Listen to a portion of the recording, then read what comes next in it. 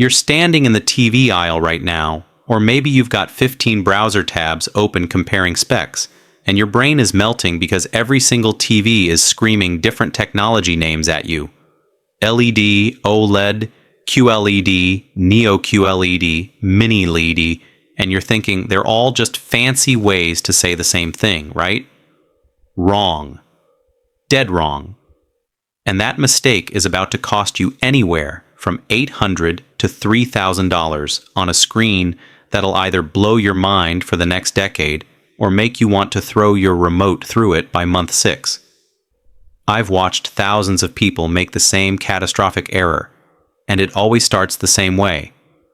They walk into Best Buy, see the brightest screen on the wall, and think that's the winner. Or they Google Best TV 2025 and buy whatever's on sale without understanding what they're actually getting. Here's what nobody tells you. These 3 technologies, LED, OLED, and QLED, they're not different versions of the same thing.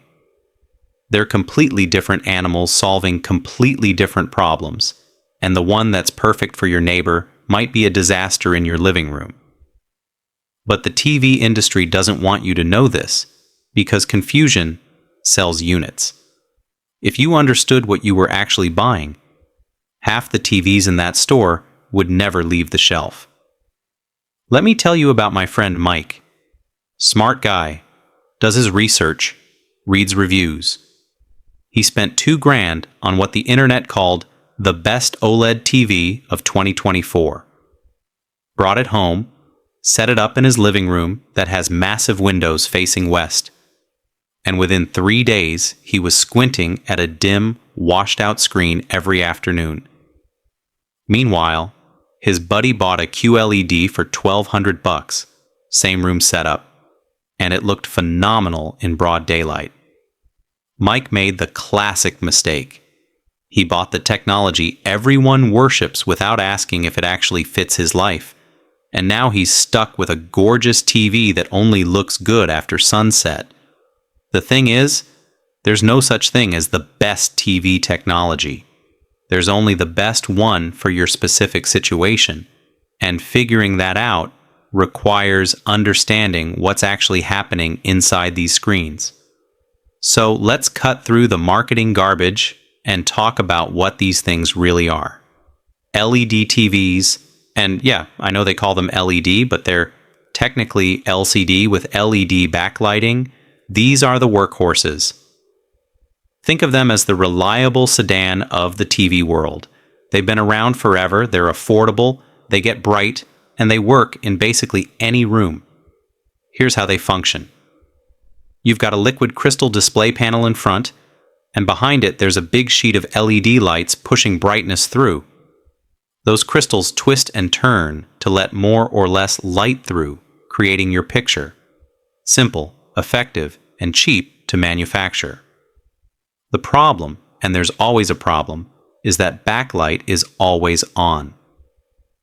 Even when part of your screen is supposed to be pure black, there's still light leaking through.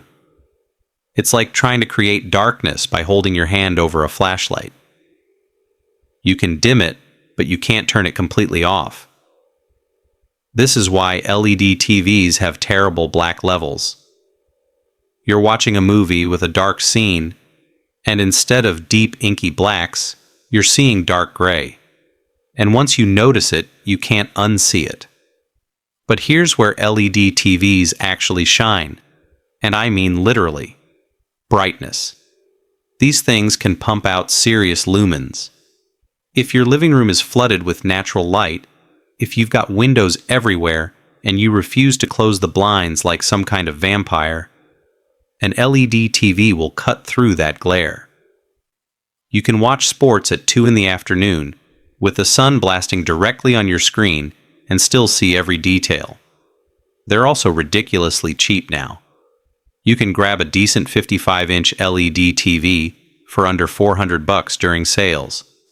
Will it have perfect picture quality? No. Will it show you Netflix and the news perfectly fine? Absolutely. And for a lot of people, that's enough. The biggest evolution in LED land is Mini LED technology. Instead of having big LED zones behind the screen, manufacturers are cramming in thousands of tiny LEDs that can dim independently.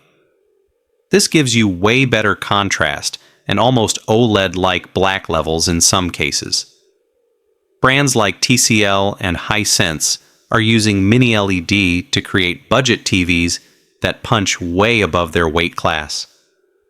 But even the best mini LED still can't completely turn off individual pixels, which brings us to the technology that can. OLED, which stands for Organic Light Emitting Diode. And honestly, the name doesn't matter. What matters is this. Every single pixel on an OLED screen creates its own light. There's no backlight, no layers, just millions of tiny pixels that can turn completely on or completely off individually. When a pixel needs to be black, it's not dimming, it's dead.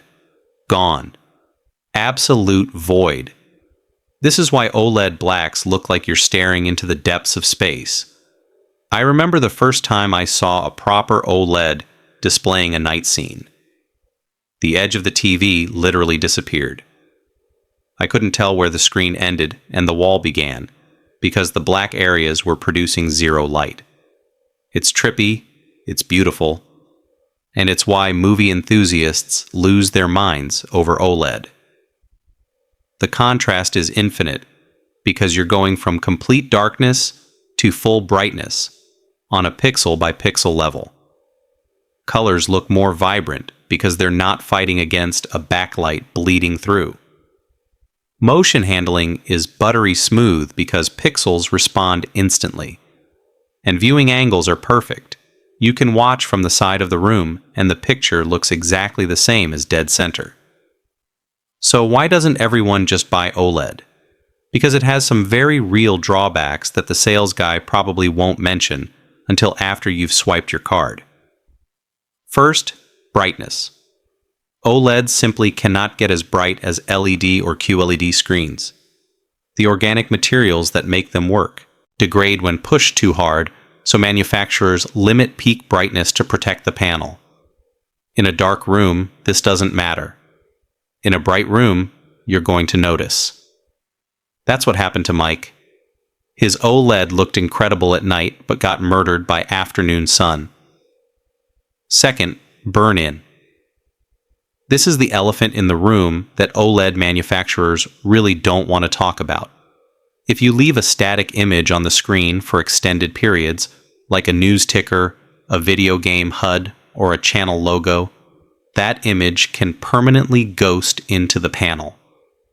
Modern OLEDs have gotten way better at preventing this with pixel shifting and screensavers, but it's still a real risk. If you're the type who leaves CNN on for 6 hours a day, OLED might haunt you with a permanent CNN logo by year 2. Third, price. OLEDs are expensive. You're looking at $1,500 minimum for a decent size, and premium models can hit $4,000. You're paying for that pixel-level perfection. Then there's QLED, and this is where Samsung basically said, "Hold my beer," and created their own marketing term. QLED stands for Quantum Dot LED. And before your eyes glaze over, here's what that actually means. It's still an LED TV with a backlight, but Samsung added a layer of quantum dots, which are tiny nanocrystals that do something really clever with light. When the LED backlight hits these quantum dots, they emit incredibly pure colors. We're talking colors so saturated and vibrant, they almost look fake. Samsung QLEDs are known for having the most eye-popping, vivid picture quality on the market. Everything looks punchy and dramatic. This is why they dominate store showrooms. When you've got 50 TVs on a wall, all playing the same demo footage, the QLED is the one that grabs your attention because it's cranked to 11. The colors are brighter than real life, and honestly, a lot of people love that. If you're watching sports, animated movies, or nature documentaries, QLED makes everything pop. But here's the catch, and it's a big one. QLED is still using a backlight, which means it has the same fundamental limitation as regular LED. You're not getting true blacks. Samsung has gotten clever with their dimming zones, and they've added mini LED backlighting to their Neo QLED models. But at the end of the day, you can't fully turn off individual pixels. So while a QLED might get way brighter than an OLED and produce more vibrant colors, it's still going to have some light bleed in dark scenes. It's the trade-off. Brightness and color punch versus perfect blacks and contrast. Samsung also made the controversial decision to skip Dolby Vision, which is the premium HDR format most streaming services use. Instead, they push their own HDR 10 Plus standard. Does it matter? For most people, no. But if you're a videophile who cares about seeing content exactly as the director intended, this might bug you. So here's where people screw up. They think there's a hierarchy.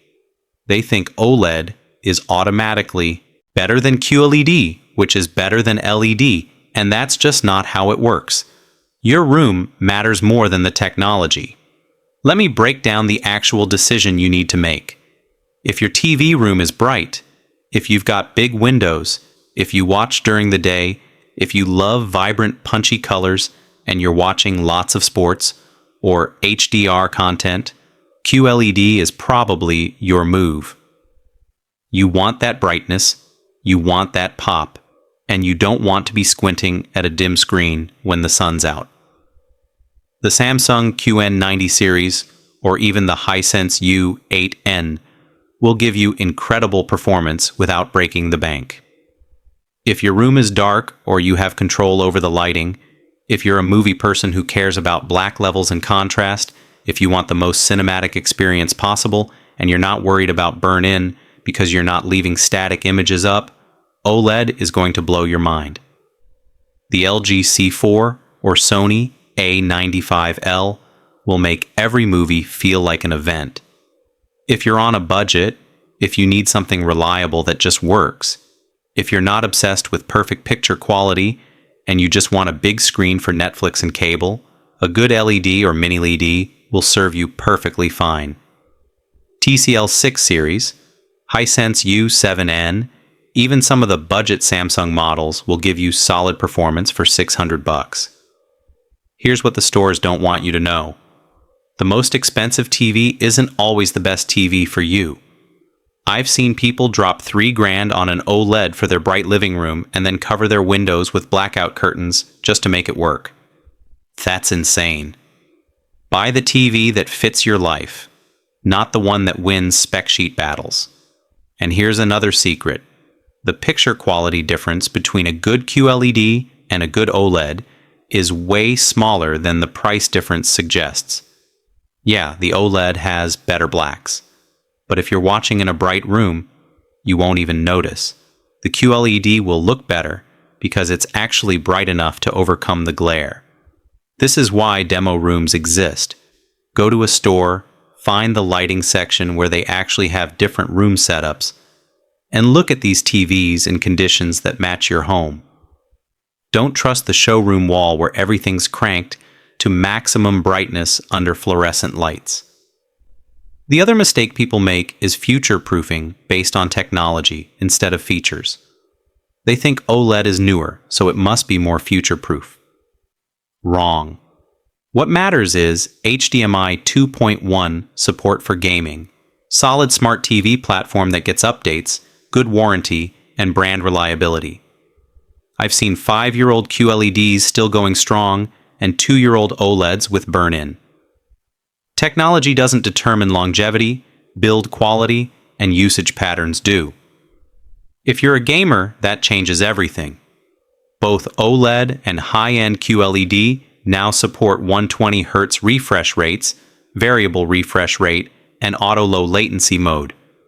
But OLEDs have faster response times and better motion handling. QLEDs get brighter, which helps in competitive games where you need to spot enemies in dark corners. Here's my take. For single-player story games, OLED. For competitive multiplayer, QLED. And for casual gaming, either works fine. Let's talk about the elephant nobody mentions. TV manufacturers are playing shell games with model numbers. Samsung has like 8 different QLED series ranging from garbage to god tier.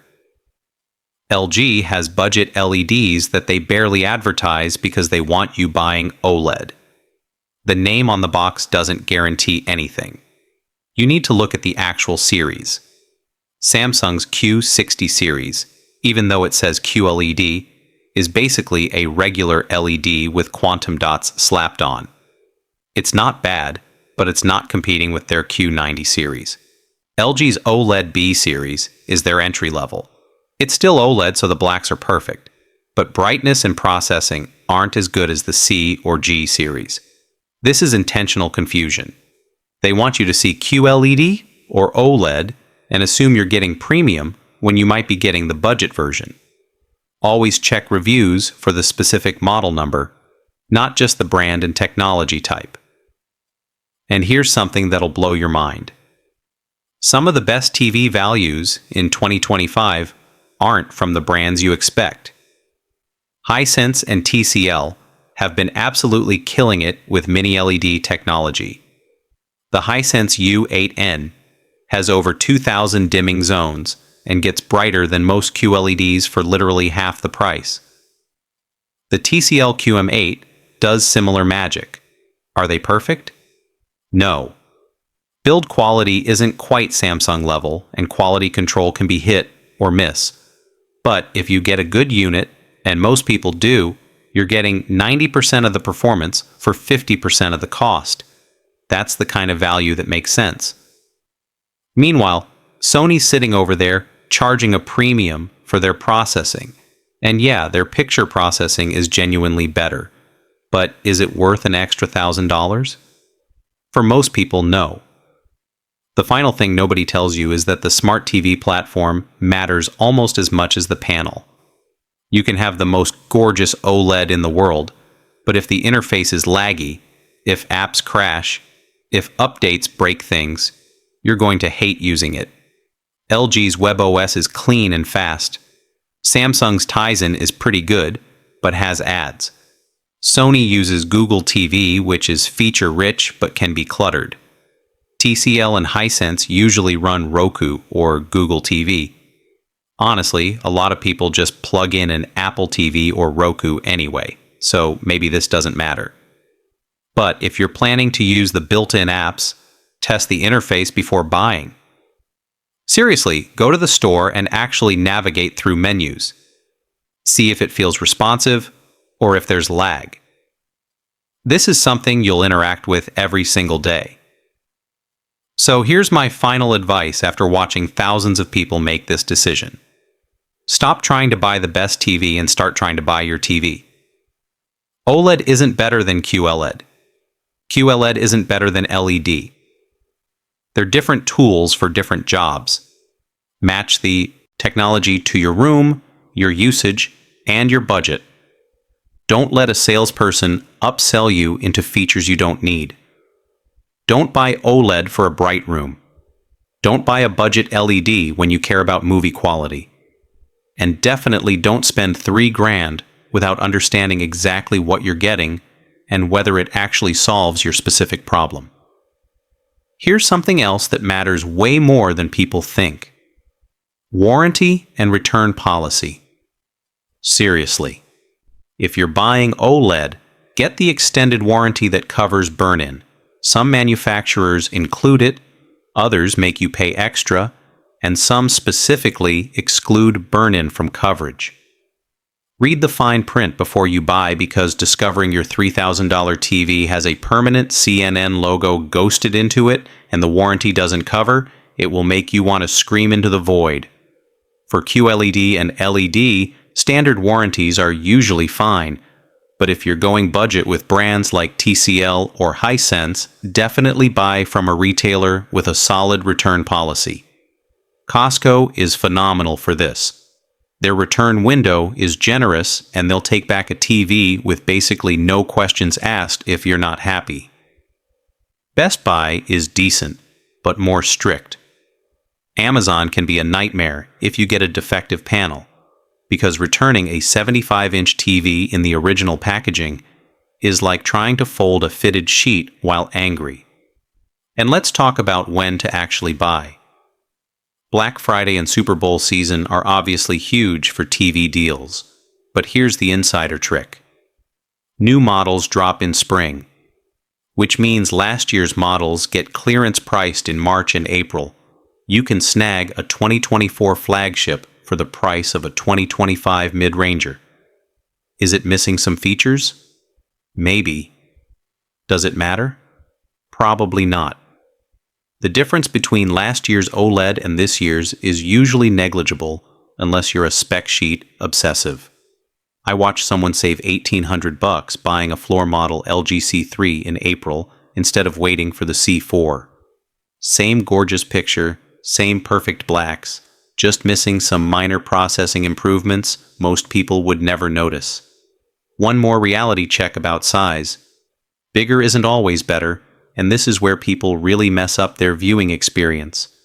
You're sitting 8 feet from your TV, you don't need an 85-inch screen. You need the size that matches your viewing distance. Too big, and you'll be moving your head around like you're watching tennis. Too small, and you're squinting at details. The formula is simple. Measure your viewing distance in inches, divide by 1.5, and that's your ideal screen size. Sitting 10 feet away? That's 120 inches divided by 1.5, which is 80 inches. That's your target. People ignore this and just buy the biggest thing that fits on their wall, then wonder why watching movies feels exhausting. Your eyes aren't supposed to work that hard. The TV that'll make you happiest isn't the one with the best specs. It's the one you forget is even there because it just works perfectly for how you actually live. It's the screen that makes you want to rewatch your favorite movies, that makes Sunday football feel like you're in the stadium, that doesn't require you to adjust settings every time you turn it on. That's the goal. Not impressing your friends with technology names, but creating an experience that fits seamlessly into your daily life. So take your time, do your homework, test them in person if you can, and buy the TV that solves your actual problems instead of the one the internet says you should want.